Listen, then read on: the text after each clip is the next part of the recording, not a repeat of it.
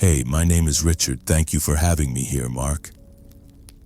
Today I'm sharing a touching short tale from Fyodor Dostoevsky called The Heavenly Christmas Tree. It's a brief, heartfelt story that shines a light on hope, kindness, and the innocence of a child. So sit back, relax, and let's step together into this gentle Christmas miracle. I am a novelist, and I suppose I have made up this story. I write "I suppose," though I know for a fact that I have made it up. But yet I keep fancying that it must have happened somewhere at some time, that it must have happened on Christmas Eve in some great town in a time of terrible frost. I have a vision of a boy, a little boy, 6 years old or even younger. This boy woke up that morning in a cold, damp cellar. He was dressed in a sort of little dressing gown and was shivering with cold. There was a cloud of white steam from his breath, and sitting on a box in the corner, he blew the steam out of his mouth and amused himself in his dullness watching it float away. But he was terribly hungry. Several times that morning he went up to the plank bed where his sick mother was lying on a mattress as thin as a pancake, with some sort of bundle under her head for a pillow. How had she come here? She must have come with her boy from some other town and suddenly fallen ill. The landlady who let the corners had been taken 2 days before to the police station. The lodgers were out and about as the holiday was so near, and the only one left had been lying for the last 24 hours, dead drunk, not having waited for Christmas.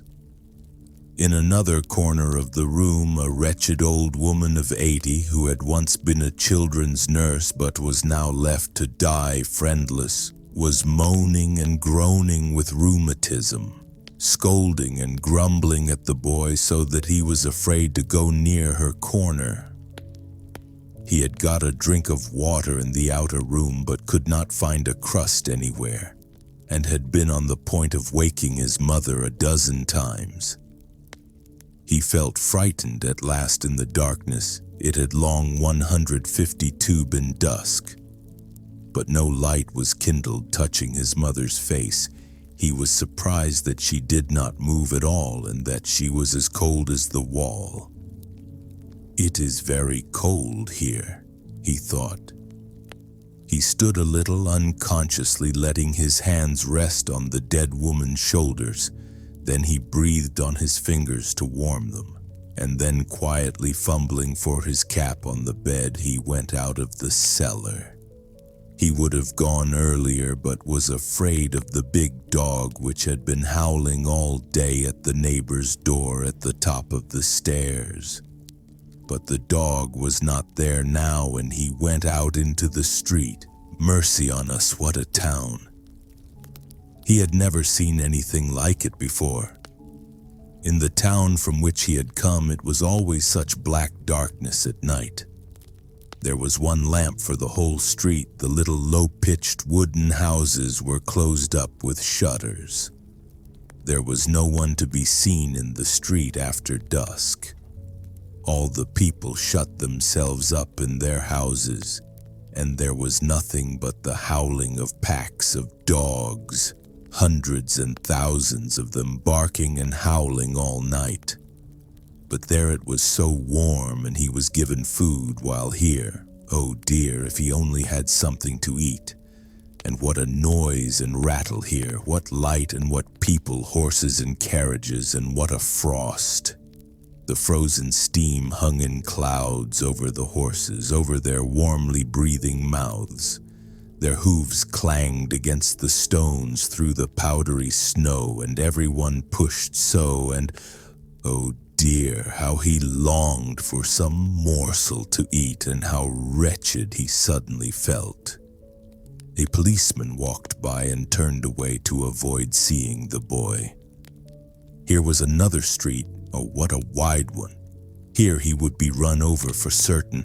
How everyone was shouting, racing, and driving along, and the light. And what was this? A huge glass window, and through the window a tree reaching up to the ceiling. It was a fir tree, and on it were ever so many lights, gold papers and apples and little dolls and horses, and there were children clean and dressed, 153 in their best, running about the room laughing and playing and eating and drinking something. And then a little girl began dancing with one of the boys. What a pretty little girl. And he could hear the music through the window.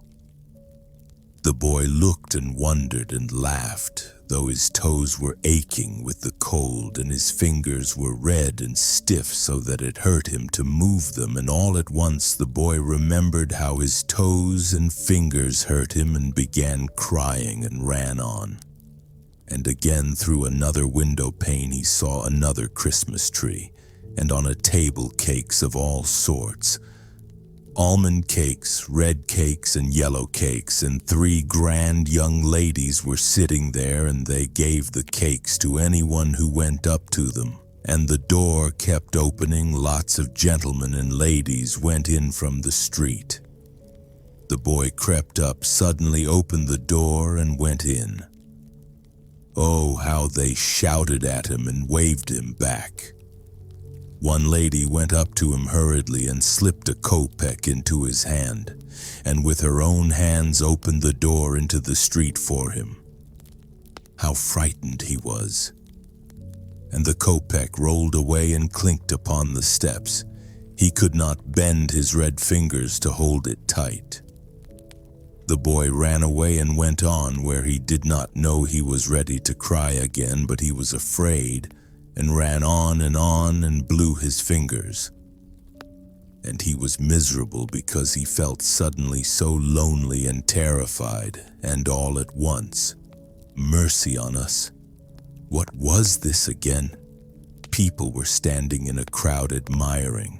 Behind a glass window there were 3 little dolls dressed in red and green dresses, and exactly as though they were alive. One was a little old man sitting and playing a big violin. The 2 others were standing close by and playing little violins and nodding in time and looking at one another, and their lips moved. They were speaking, actually speaking, only one couldn't hear through the glass. And at first the boy thought they were alive, and when he grasped that they were dolls, he laughed. He had never seen such dolls before and had no idea there were such 154 dolls. And he wanted to cry, but he felt amused by the dolls. All at once he fancied that someone caught at his smock behind. A wicked big boy was standing beside him and suddenly hit him on the head, snatched off his cap and tripped him up. The boy fell down on the ground. At once there was a shout. He was numb with fright. He jumped up and ran away. He ran, and not knowing where he was going, ran in at the gate of someone's courtyard and sat down behind a stack of wood. They won't find me here, besides it's dark. He sat huddled up and was breathless from fright, and all at once, quite suddenly, he felt so happy. His hands and feet suddenly left off aching and grew so warm as though he were on a stove.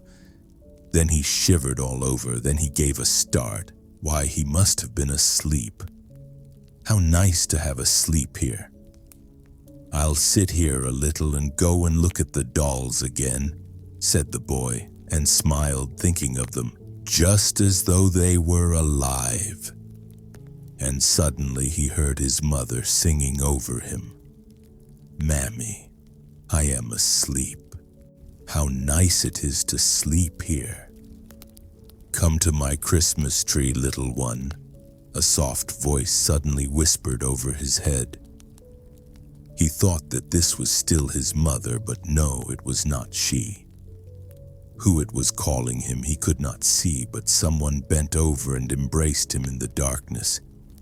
and he stretched out his hands to him and all at once, oh, what a bright light, oh, what a Christmas tree. And yet it was not a fir tree. He had never seen a tree like that. Where was he now? Everything was bright and shining, and all round him were dolls, but no, they were not dolls. They were little boys and girls, only so bright and shining. They all came flying round him. They all kissed him, took him, and carried him along with them, and he was flying himself, and he saw that his mother was looking at him and laughing joyfully. "Mammy, Mammy, oh, how nice it is here, Mammy."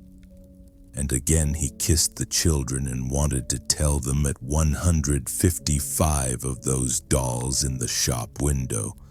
"Who are you boys? Who are you girls?" he asked, laughing and admiring them. "This is Christ's Christmas tree," they answered.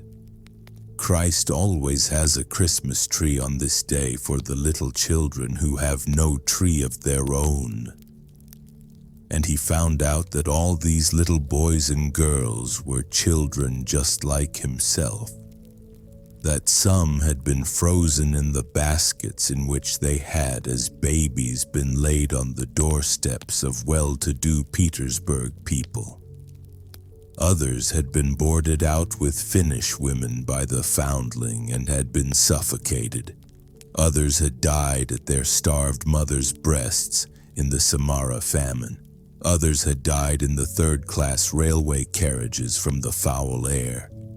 And yet they were all here. They were all like angels about Christ. And he was in the midst of them and held out his hands to them and blessed them and their sinful mothers. And the mothers of these children stood on one side weeping. Each one knew her boy or girl, and the children flew up to them and kissed them and wiped away their tears with their little hands, and begged them not to weep because they were so happy. And down below in the morning the porter found the little dead body of the frozen child on the wood stack. They sought out his mother too. She had died before him. They met before the Lord God in heaven. Why have I made up such a story, so out of keeping with an ordinary diary and a writer's above all? And I promised 2 stories dealing with real events. But that is just it. I keep fancying that all this may have happened really. That is what took place in the cellar and on the wood stack. But as for Christ's Christmas tree, I cannot tell you whether that could have happened or not.